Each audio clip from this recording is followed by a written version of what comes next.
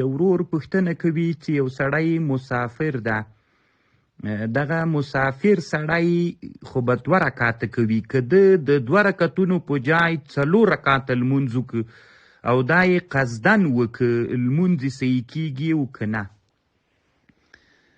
نو محترم وروره، د مونږ حنفي فقها کتابونو کې دا مسئله داسې ذکر کوي، که چیرته یو مسافر راجیګ سو په اوله قاعده کې کېناست، معنا وی کړل 4 رکعاته، خو په اوله قاعده کې کېناست، ځکه د مسافر خو د اوله قاعده فرض ده، نو چې دلته کېناست بیا 2 رکعتونه یې نور هم پسې وکړل، یعنې ټول یې 4 رکعاته وکړل. دا یو صورت ده. او یو صورت داسې د محترمه چې 4 رکعاته مسافر وکړل خو په اوله قاعده کې نه ناست، دا بل صورت ده. که چیرته په اوله قاعده کې مسافر کې نه ناست، نو مونځ چې دا فرض باطل سول، وصار الكل نفلا لترك القاعده المفروضه. دا یو صورت سو محترمه. نو دیتا خو دا صورت خو 2 صورت سول، که کې نه ناست نو فرض باطل سو، نفل وګرځېد، بیخي صحیح نه ده، نو فرض بیخي صحیح سوي نه دي، عاده به کوي، خامخا به کوي. او که چیرته کېناستلی و، یعنې په اوله ناسته کې 2 رکعتونو کې کېناست، بیا 3 و 4 رکعات یې وکړي، یعنې مسافر لمونځ خپل پوره کړ، خو اوله قاعده کې کېناست، نو دلته د ده فرض تمام سول. فلو اتم مسافر ان قعد في القعدة الأولى تم فرضه ولكن اساء لو عامدا وللتأخير السلام. یو خدا ده چې سلام ورستی که، بل دا ده وترک واجب القصر، قصر واجب ده، نو یو خو سلام ورستی که، هغه خو په 2 رکعتو باید د سلام ګرځولی وي، یو مشکل. دویم دا ده چې واجب په ده باندې قصر و، د هغه واجب پرېښود.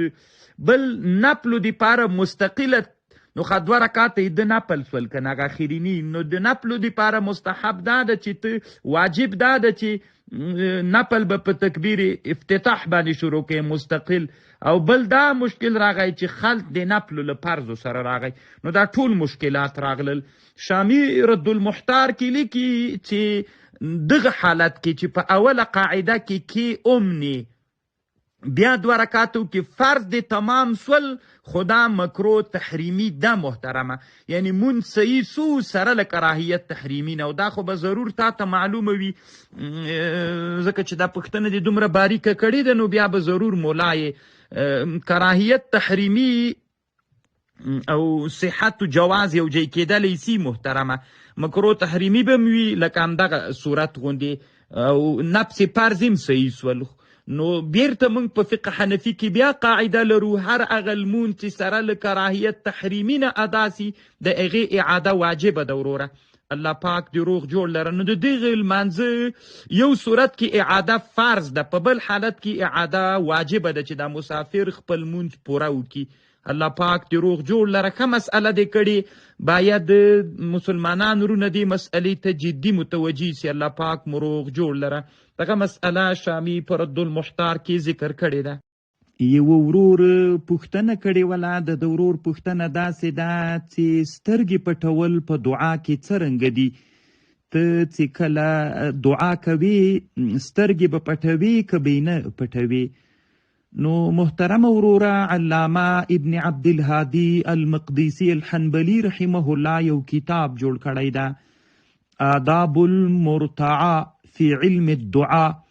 په دې کتاب کې یو عنوان کدي د دې دپاره چې مستحب په دعا کې خشوع ده. نو هلته داسې وایي یستحب الخشوع فی الدعاء والمسکنة والافتخار والخضوع.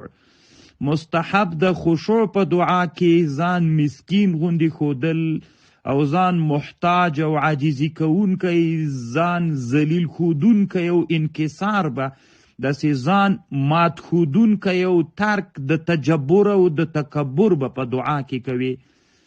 بیا د یو عالم نه نقل کړی ده او هلته یې یو شعر راوړی ده، نو هغه شعر چونکې هغه حکم په شعر کې بنا ده.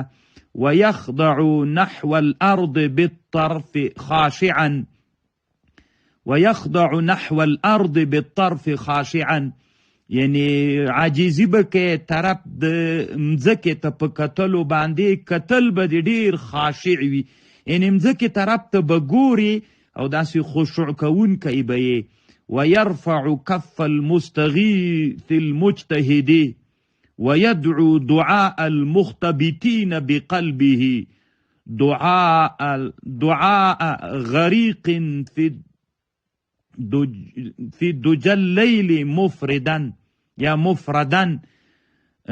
محترمه نو دغه ټکی چې د اول یې د ويخضع نحو الارض بالطرف خاشعا، عاجزی به کې طرف د مځکې ته په کتلو سره او دا کتل به د مځکې طرف ته وي او خاشع به وي. نو له دې نه معلومیږي محترمه وروره چې